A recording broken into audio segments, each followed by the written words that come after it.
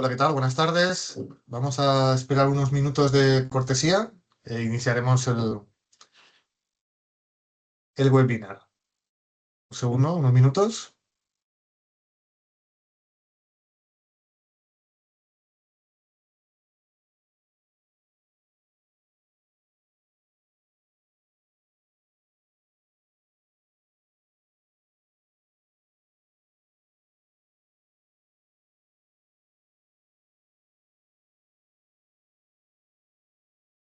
Esperamos un minuto e iniciamos.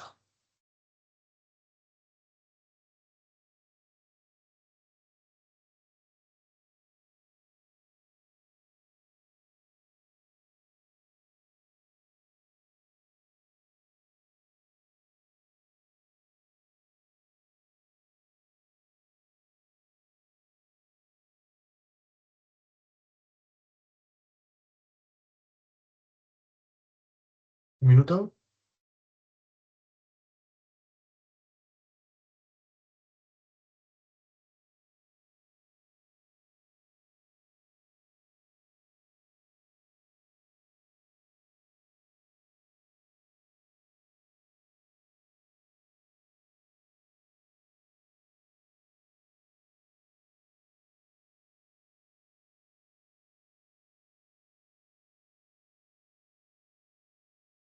Bueno, buenas tardes.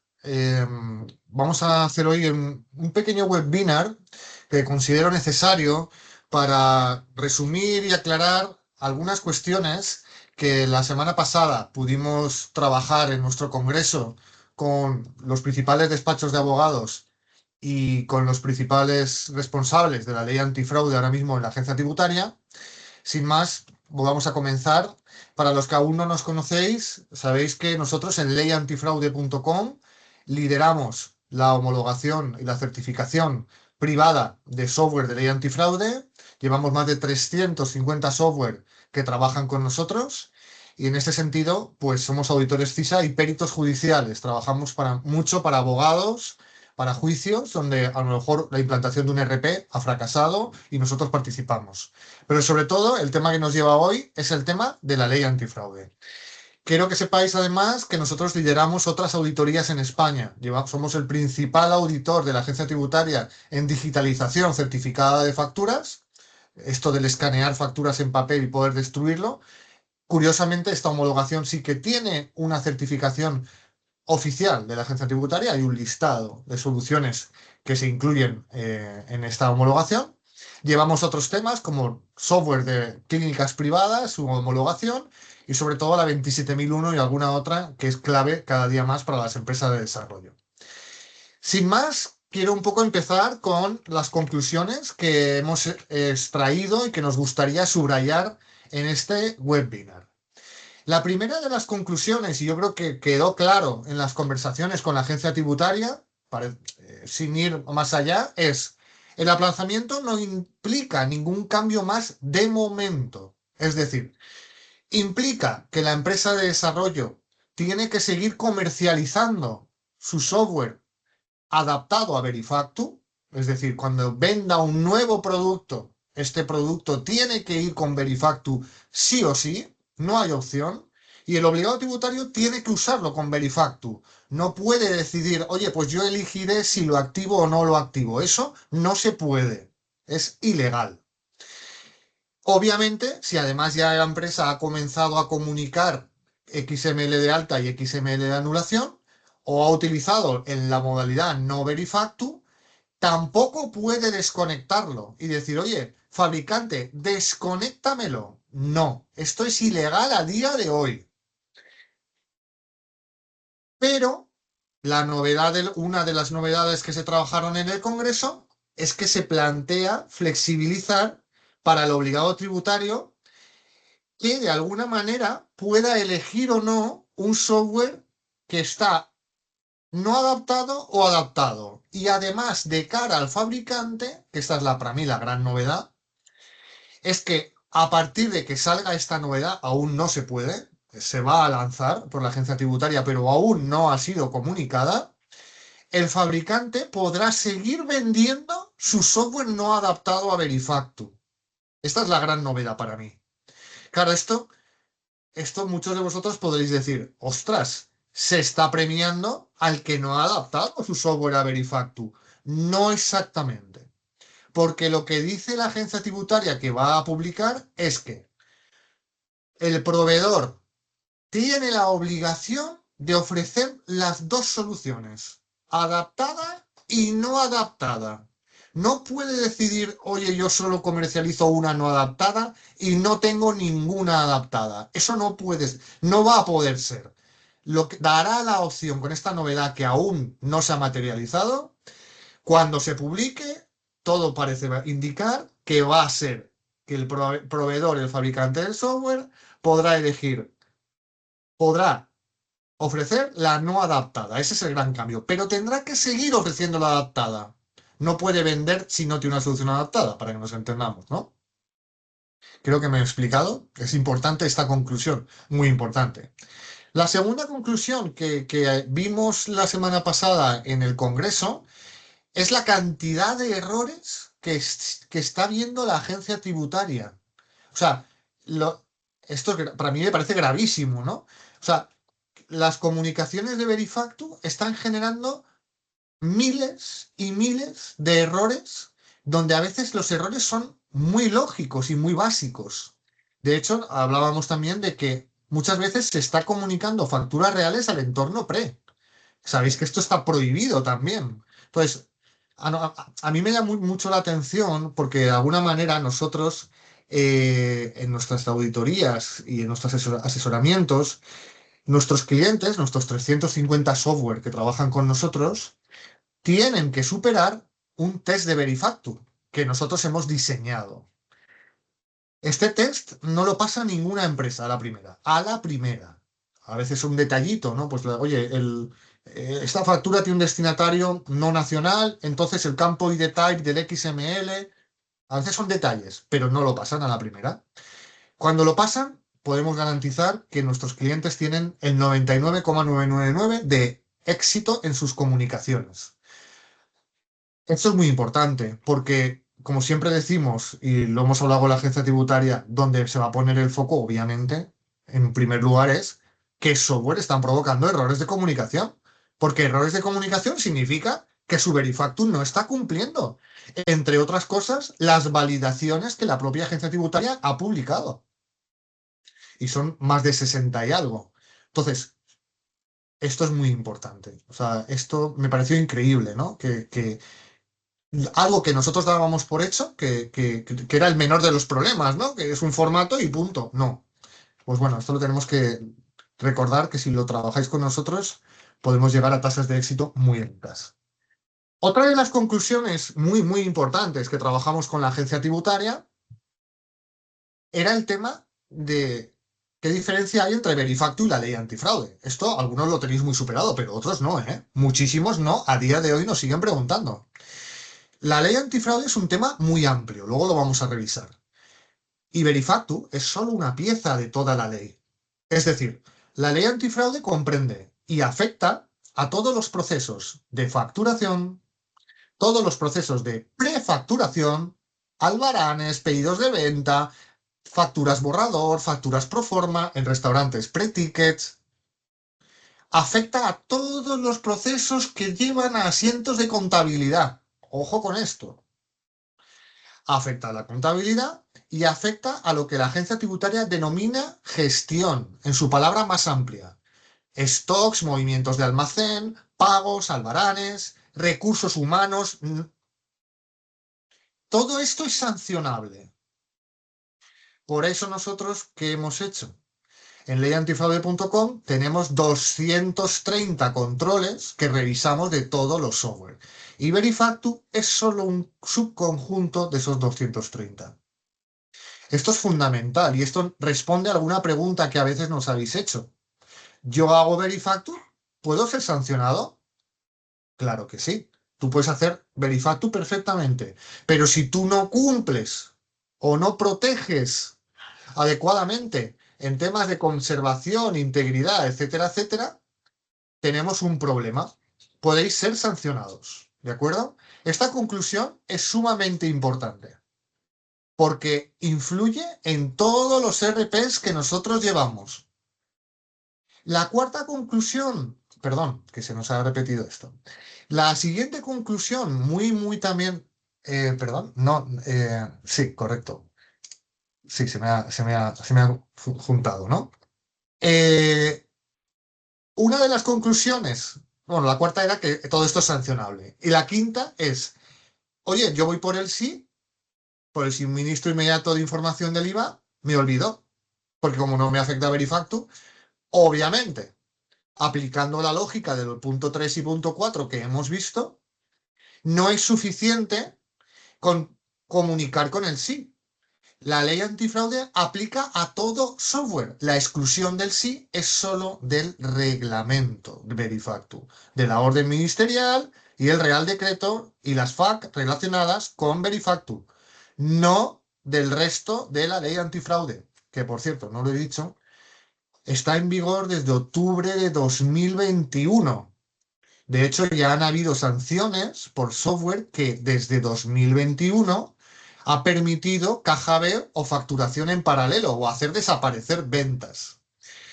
Esto es un tema muy delicado porque muchos de vosotros nos habéis dicho, oye Luis, pero es que, vale, estamos haciendo que nuestro software sea mejor, porque en el fondo lo mejoran. Es más seguro, por supuesto, cumpliendo la legalidad, pero el software del restaurante de al lado permite borrar los pretiques y hacerlos desaparecer. Permite borrar los cobros y los hace desaparecer. Y claro, mis restaurantes dicen que se van al otro software. ¿Puedo yo permitir que se borren los pretiques y que desaparezcan? Pues no. Lo siento mucho, pero no. Eso es ilegal. Oye, ¿y en un sistema de sí puedo borrar albaranes de venta o facturas borrador y hacerlas desaparecer? No. Eso es ilegal y puedes sufrir una sanción. ¿Vale? Esto es importante porque a veces, de hecho, tenemos algunos clientes que sí que tienen software que solo funciona con el sí, pero se han dado cuenta que efectivamente no basta con comunicar por el sí, que tienen que cumplir el resto de cosas, por eso están con nosotros para que les asesoremos, ¿no? Otra de las cuestiones muy importantes es lo que denominamos consultas vinculantes. Hablando con los expertos de la agencia tributaria en el congreso de la semana pasada, se le dio bastante importancia a este tema. De hecho, aquí tenemos uno de los textos extraídos de una consulta vinculante con la agencia tributaria. Sabéis que una consulta vinculante de la Dirección General de Tributación lo que nos plantea es cómo se deben de hacer las cosas de alguna manera oficial. Sabéis que existen las FAQ, las Frequent Answer Question, preguntas, respuestas que la agencia tributaria, reglamento, orden ministerial, ley antifraude, publican. Algunas empresas pueden poner en duda estas FAQ, que las documenta la agencia tributaria, porque de alguna manera no son un reglamento, no son un real decreto, no son una orden ministerial.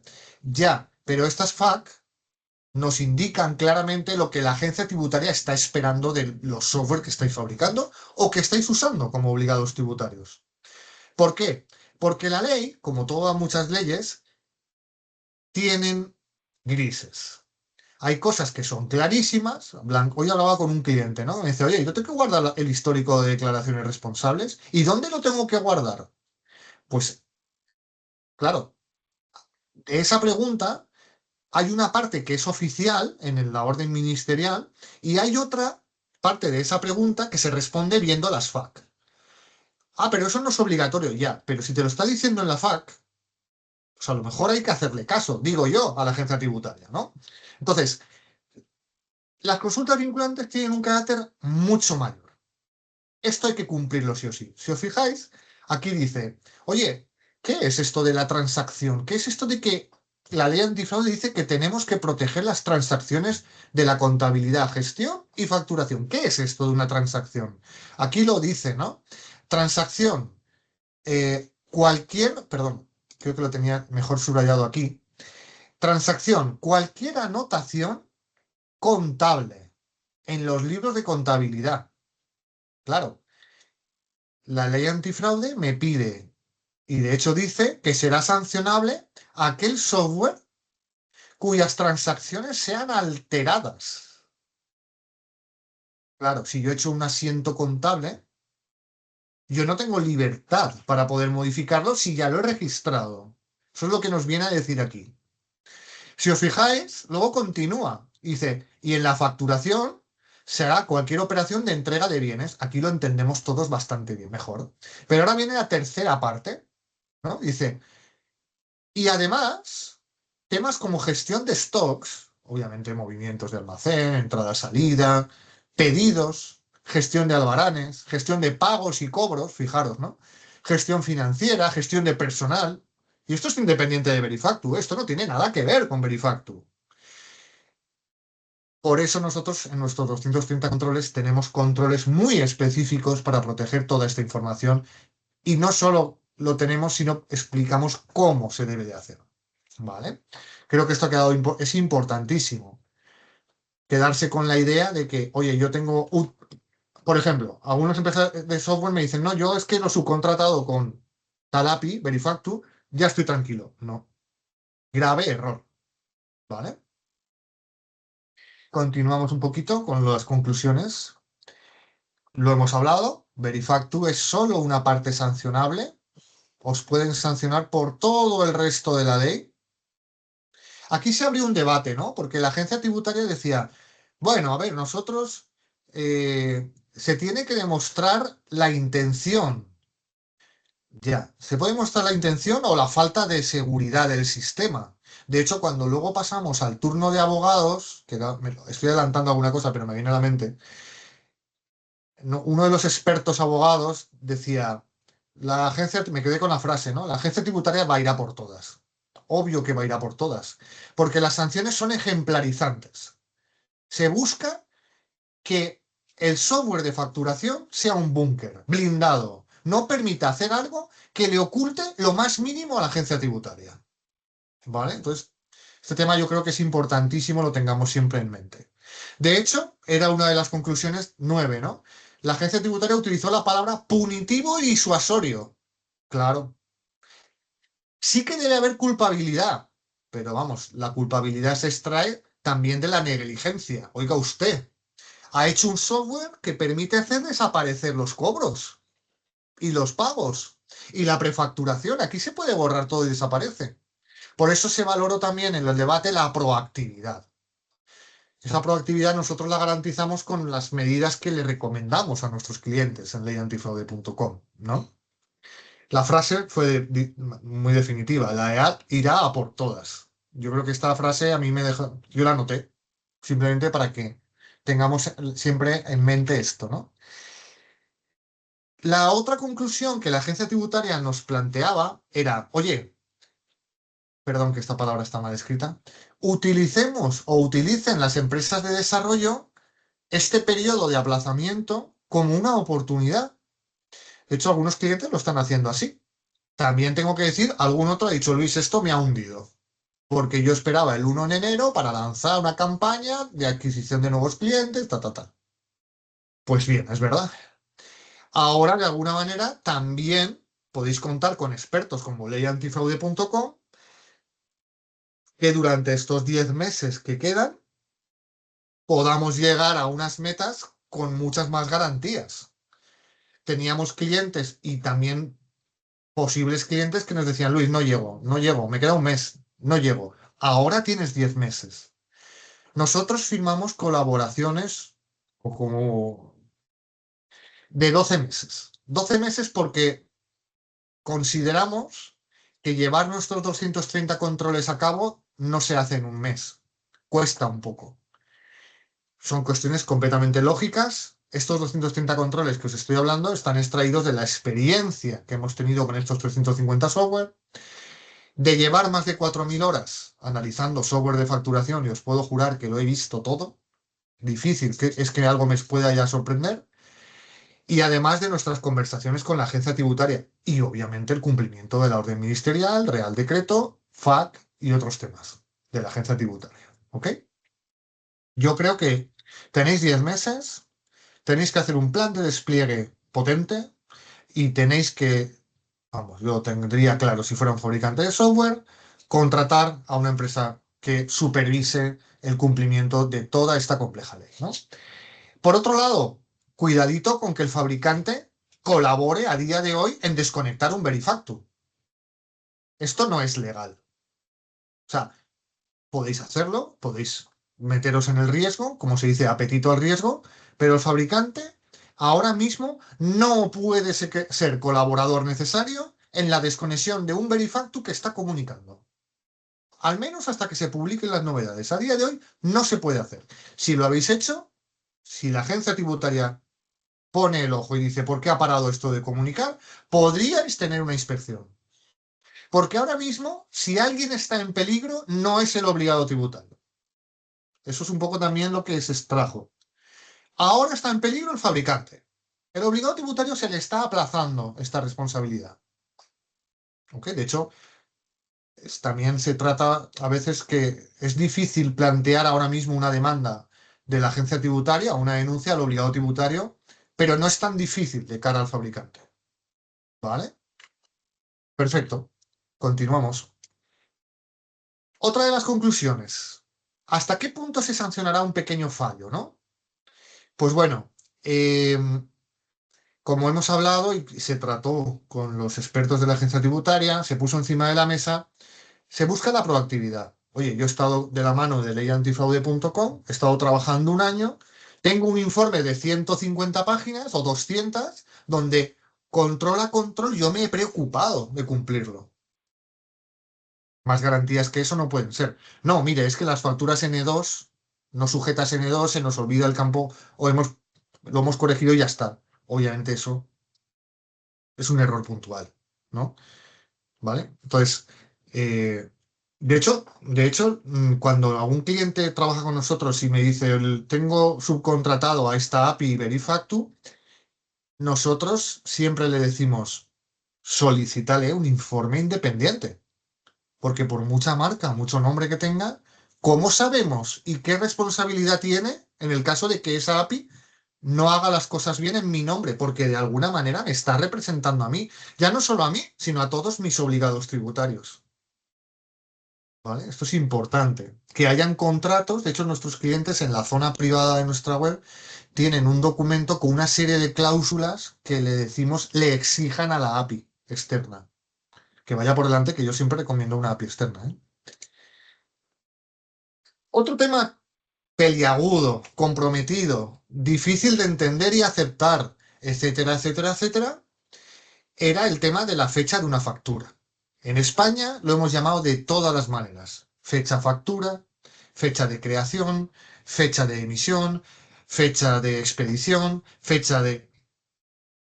La fecha de una factura o las fechas de una factura no vienen legisladas por la ley antifraude.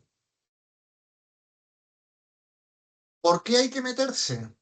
¿O por qué nosotros sí que nos metemos? De hecho, tenemos un par de controles de estos 230 que habla de las fechas. Porque en España, con la entrada de Verifactu, existen tres fechas. La fecha de emisión de la factura, la fecha de operación de la factura y la fecha de creación del registro de facturación o XML de alta. Entonces, yo no puedo libremente permitir a mi obligado tributario que mi software permita generar facturas ilegales en España. ¿Es ilegal emitir hoy una factura a fecha de hace un año? Claro. ¿Es la ley antifraude lo que lo regula? No. De hecho, a este punto, la agencia tributaria lo que nos comentaba era lo que le sorprendía del desconocimiento que hay de esto. ¿Vale? Entonces, nosotros, obviamente, asesoramos y revisamos todos nuestros clientes cómo gestionan estas tres fechas, ¿vale? Es fundamental. La conclusión 14, curioso lo que nos trasladó los responsables de la agencia tributaria, que lo que esto tiene una doble lectura, ¿no? Lo que, pese a todos los errores que están habiendo de comunicaciones, que son miles y miles y miles, eh, les llama la atención que la comunicación, el tiempo entre la creación del XML de alta y el envío, apenas creo que eran máximo de media 10 segundos, ¿no? O incluso menos. Esto es ilegal, porque esto significa que tú no estás supervisando el apartado 6441 del control del flujo de la agencia tributaria. No lo estás llevando a cabo. Entonces, yo le he estado dando una vuelta y creo que ya sé por qué es. Bueno, primero, porque creo que no se está supervisando ese punto. Y segundo, porque yo creo que las API, no todas, pero alguna API, en cuanto le llega el XML, lo envía. Y no supervisa el control de flujo que exige la agencia tributaria. Esto explicaría que ese tiempo no está acorde con el control de flujo, dicho por la agencia tributaria, no lo digo yo. Pero yo creo que va a ir por ahí. Claro, por pensar que las APIs gestionan miles y miles y miles de XMLs de alta, ¿no? Entonces, afectan mucho a esa estadística.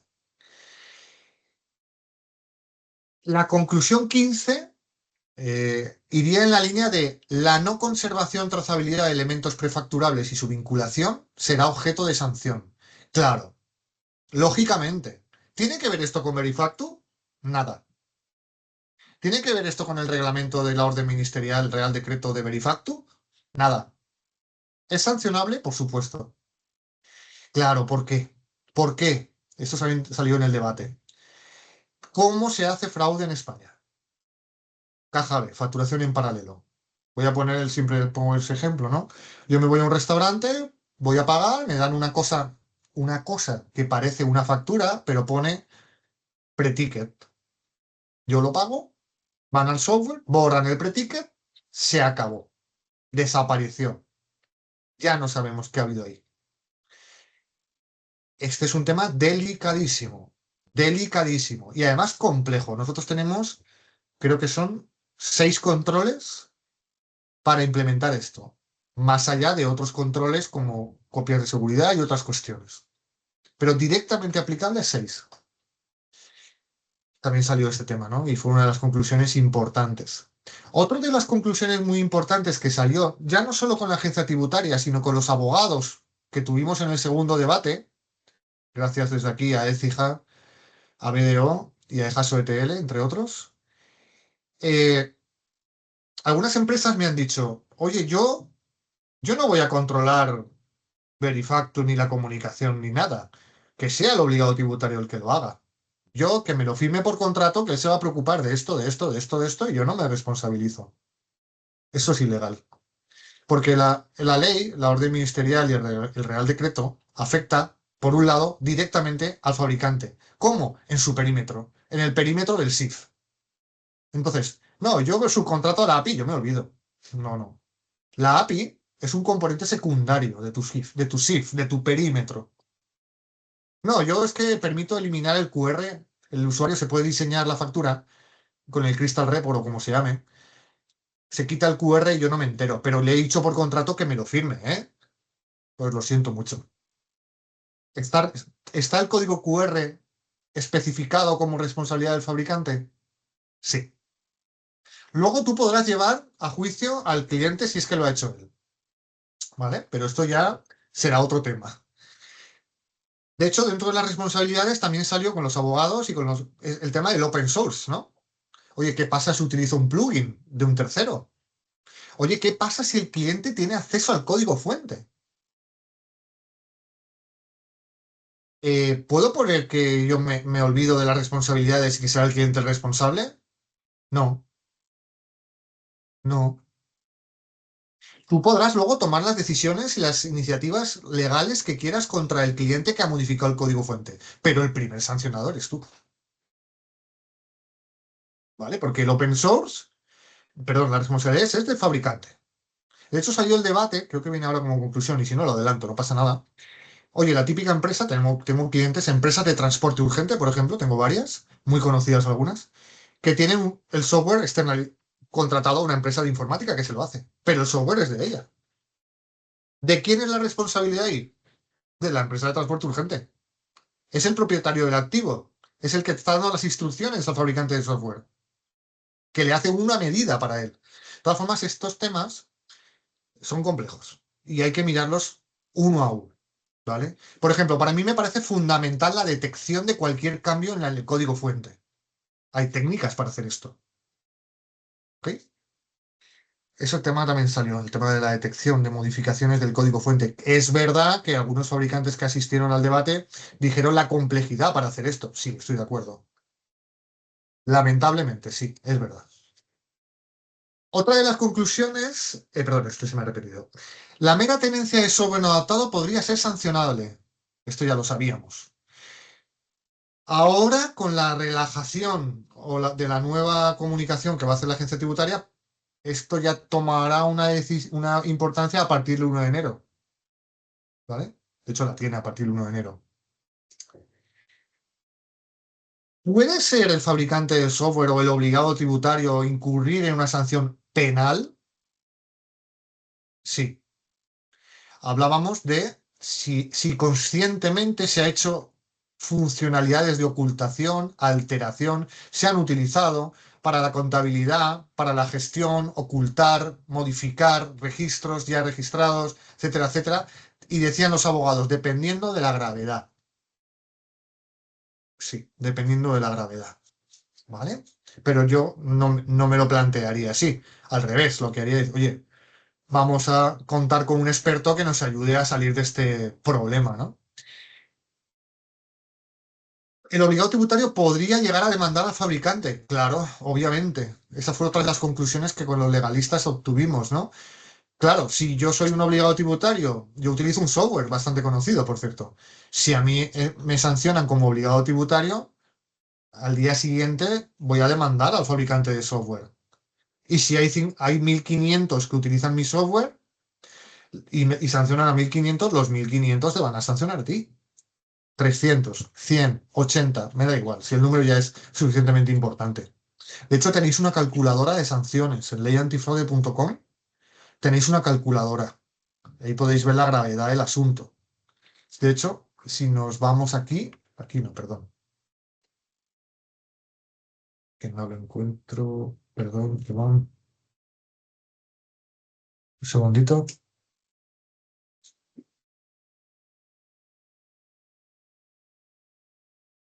Si nos vamos a leyantifraude.com,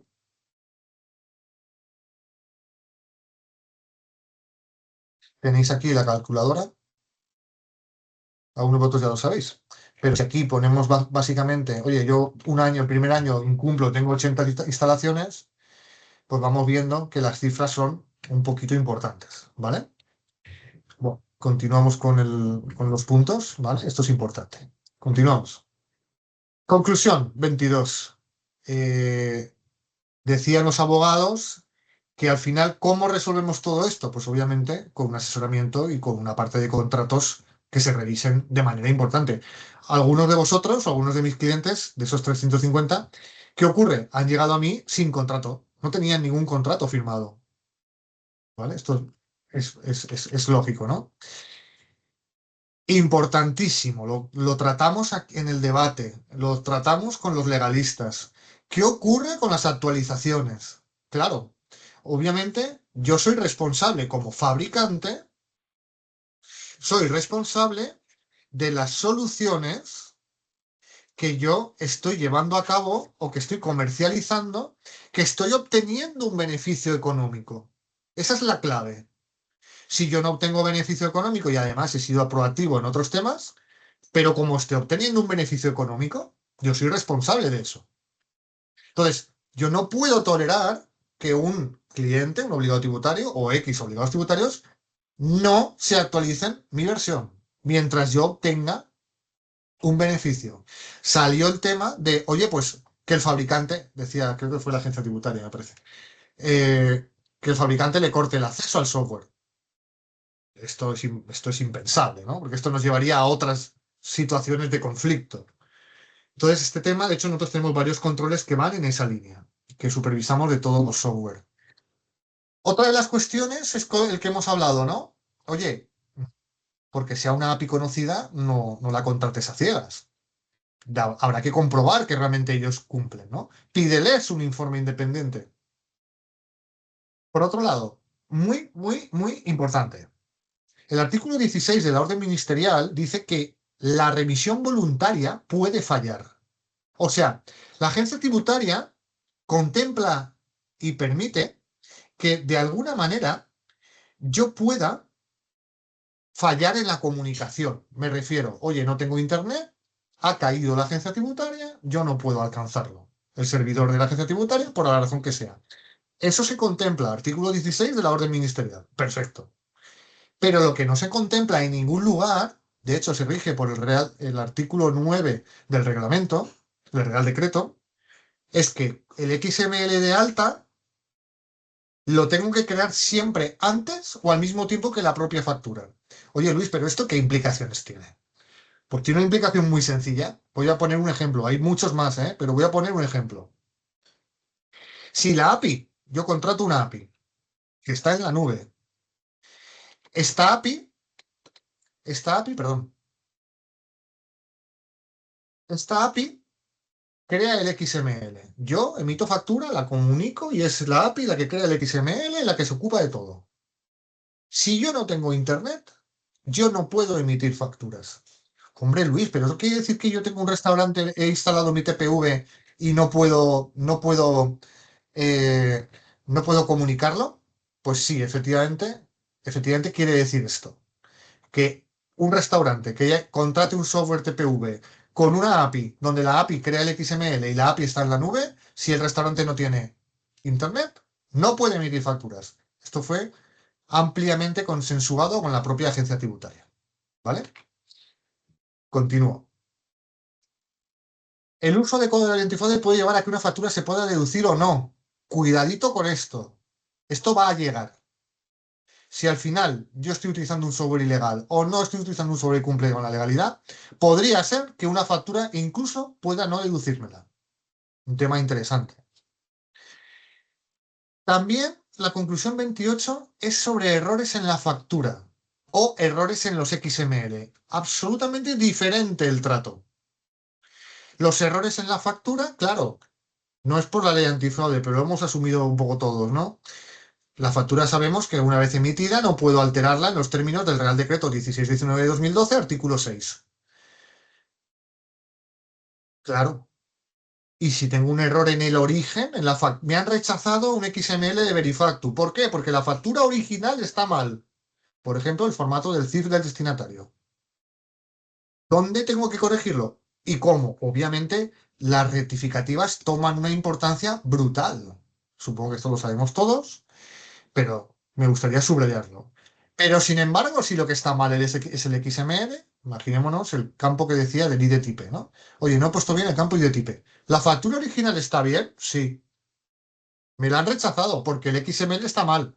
Entonces tengo que trabajar el XML, ¿vale? Esto lo hacemos con nuestros clientes en los test de Verifacto. Eso es importante, ¿no? Cuidado con las API. Habrá que firmar con ellos acuerdos que si el error está en XML, serán ellos los que lo corrijan.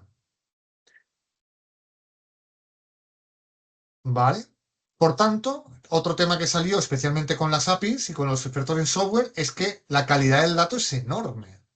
O sea, nosotros tenemos una categoría con 52 controles que revisamos antes de emitir la factura. Claro, yo ahora no puedo emitir facturas donde me pueda permitir el lujo de que el IVA es al 20. Por cierto, nos dijo la agencia tributaria que hay un software que no para de enviar facturas al 20% del IVA, que están alucinados, que están llamándoles.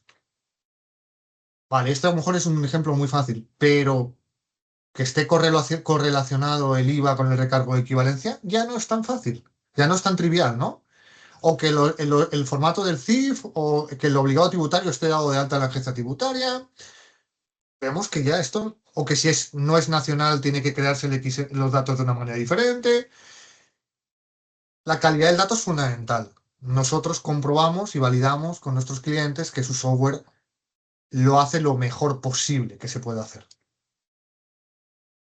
Cuidado con los XML de anulación. Dijimos o nos dijeron los abogados que de alguna manera está orientado sobre todo a los servicios no prestados. A dos. Los XML de anulación es que son un tema aparte, ¿eh? Por un lado, a pruebas de formación, sabéis que está totalmente prohibido hacer pruebas, facturas de prueba con entornos que apunten a desarrollo. en los servicios web de desarrollo de Verifactu es para que la empresa utilice los servicios web de desarrollo para desarrollarse Verifactu. Nunca un obligado tributario puede tener acceso a estos servicios web. Para esto están los XML de anulación. ¿Cómo se hacen las facturas, ¿vale? De prueba. Y también se acabó, también fue otro tema, se acabó el utilizar empresas de prueba. Mi empresa de prueba de octubre de 2025. Se acabó. O sea, se tiene que trabajar con empresas reales, con certificados válidos, claro. Las prevalidaciones, clarísimamente, ¿no? Fundamental, antes de emitir una factura, la factura tiene que estar prevalidada por el sistema informático, si no me lo van a rechazar. ¿Qué es lo que está ocurriendo, según nos ha dicho la agencia tributaria? Y eso es porque son software que no han trabajado con nosotros, seguro. Copias de seguridad seguras, orden ministerial, reglamento. Obvio, si yo estoy protegiendo mi software, lo que no puedo permitirme es que mis copias de seguridad no sean seguras. Que cualquiera pueda abrirlas, modificar y no me entero. O que no incluyan los XML de alta en las FAQ del 5 de diciembre de 2025, se especifica que es muy recomendable, de hecho se va a exigir poco a poco que se guarden también en esas copias los XML. ¿Por qué? Aparte de por buenas prácticas y porque ayer hablaba con un cliente, no tiene sentido un sistema de comunicación de facturas que yo no me guardo las comunicaciones que hago, no tiene ningún sentido. Si yo tengo que migrar las facturas de un sistema a otro, necesito, porque la agencia tributaria va a mirar esto, que yo lo haga de una forma segura. ¿Y para eso qué necesito? Los XML de alta. ¿Ok? Continuamos. Conclusión 33. Número de instalación, fundamental. Ahora estábamos con un cliente que utiliza una API y me decía, no, pero es la API la que se encarga del número de instalación. Sí, no. Porque si tu sistema ha caído y tienes que resetear el encadenamiento, tú eres el responsable. O si un cliente se da de alta o de baja, o quiere gestionar una serie con, con otro número, con otro encadenamiento, cuidado con esto, ¿eh? Cuidado con el número de instalación porque la agencia tributaria lo va a mirar con lupa. Para mí fue una de las conclusiones también que saqué. Otro tema, lo hemos hablado un poquito, ¿no? De servicios web de desarrollo y producción. Cuidadito. De hecho, está ocurriendo, ¿eh? Y van a mirar los software que esto lo están haciendo mal. Incorrectas declaraciones responsables. Aquí hay para escribir un libro.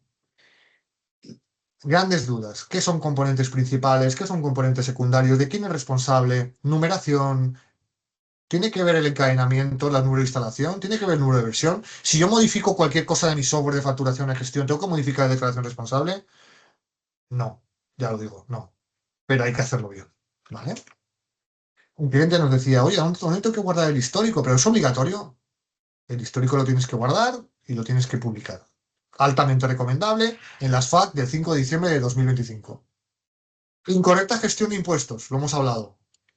Enorme la de errores que está dando esto.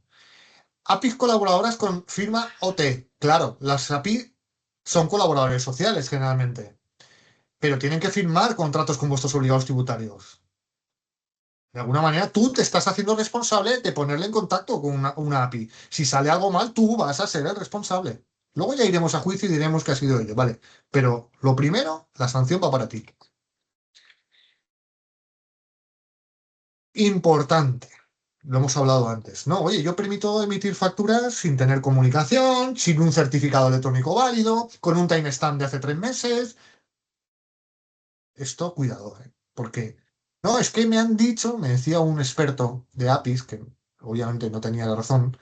No, pero la ley dice que la agencia tributaria no quiere que se pare de emitir facturas. Hombre, ya.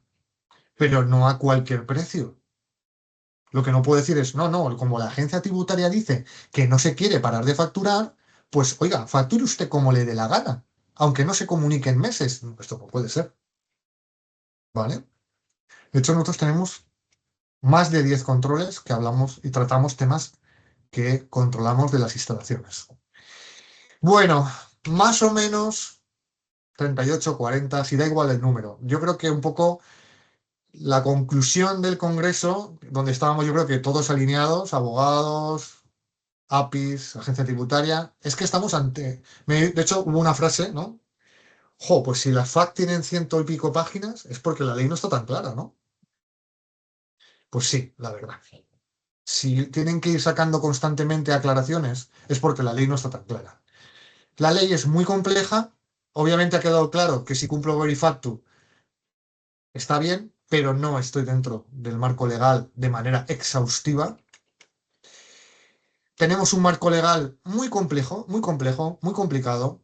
Ahora viene la ley Crea y Crece, viene la ley antifraude, ley del IVA, Real Decreto 1619, Reglamento y Orden Ministerial, el SI, el FACE, TicketBuy, Silice, las FAC, EIDAS, certificados electrónicos, ¿vale? Y las sanciones, como hemos dicho, van a ser ejemplarizantes. Os recomendamos, por supuesto, como expertos en esta auditoría y asesoramiento, nuestra norma de auditoría, nuestros 350 controles, clientes con 200, ahora ya son más de 230. ¿Por qué? Porque nosotros vamos modificando nuestros controles conforme la agencia tributaria va variando la ley. De hecho, hasta el mes de febrero han habido cambios en los controles de Verifactu y de la ley. Cada mes sacamos una nueva versión. Tenemos una metodología de 12 meses, distribuido en 4 fases. La primera fase, se pueden contratar fases, primero, pues tú puedes decir, yo contrato la fase 1, Luis solo, perfecto. En la fase 1 te vamos a analizar el software y te vamos a decir todo lo que tienes que hacer. La mayoría de los clientes, el 99%, no paran ahí, sino que nos contratan todas las fases. La fase 2 es, te vamos a hacer seguimiento durante 12 meses y te vamos a explicar cualquier duda. Oye, estoy haciendo esto así, ¿lo estoy haciendo bien? Te hacemos un seguimiento hasta que tú cumplas con todos los controles. La fase 3, vale, has cumplido con todos los controles, ahora sí estamos en disposición de hacer un test Verifactu, porque si lo hiciéramos antes sería un auténtico desastre. A veces no, a veces nos llevamos sorpresa. Oye, mira, solo ha fallado esto. Vale, perfecto. Y la cuarta fase, obviamente, si no has hecho las 3 anteriores, para nosotros es imposible. Certificamos de forma privada vuestro software y lo promovemos por todas nuestras redes sociales, que me consta que están generando ventas a nuestros clientes, ¿vale? Poquito más, que os ofrecemos el asesoramiento legal de los contratos, como ya hemos hablado, importantísimo. La certificación privada, recordar la complejidad de la ley antifraude, este mapa lo pongo siempre y sigue igual de válido. Las sanciones, la calculadora. Recordar, tenemos 2 grandes dominios con miles y miles de visitas mensuales, leyantifraude.com, donde aparecen muchos casos de éxito que nosotros hay una opción, en la opción de menú pone caso de éxito, donde vamos publicando algunas, también nuestro canal YouTube, leycreaycrece.com, que por cierto, la leycreaycrece.com o la ley Crea y Crece va a publicarse próximamente, según nos ha dicho la agencia tributaria, está al caer, utilizaron esa palabra. Nosotros, no lo he dicho también, los que nos contratan la ley antifraude tienen a coste cero en estos 12 meses todas las dudas y todo lo que va a salir de la ley Crea y Crece. Tengo aquí un mapa, o una tabla, mejor dicho, de la comparación de la ley antifraude y la ley Crea y Crece. Poco de decir, yo creo que ya lo sabemos todos.